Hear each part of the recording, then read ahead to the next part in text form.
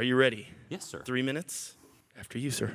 So my tip is perhaps the most practical one of the afternoon because it's most useful in two very specific instances, either April Fool's Day or when you have a coworker that's very full of themselves and you want to take them down a notch.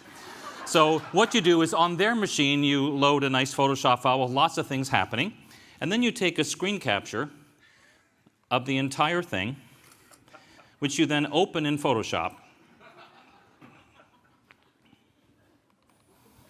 Then you press Tab FF, Fit on Screen. Actually, hold on a second. There's one other thing I should do first, because if you really want to take this up a notch, you want to take this screen capture and convert it to a smart object, and then take a tool like the healing brush. Now we go Tab FF, Fit on Screen. So then you watch while they come back from work, and they attempt to work in Photoshop, and anything they do, they'll get an error message saying, this smart object must be rasterized. And they're like, what is going on?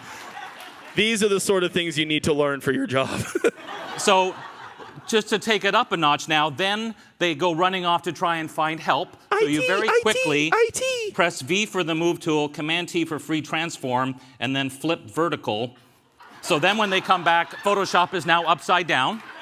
Okay. So you rotate the monitor. So then they panic even more, and they run away. When they're not watching, you then go Tab FF, close document, don't save, and go, I have no idea what you're talking about. Photoshop is working fine. Wow.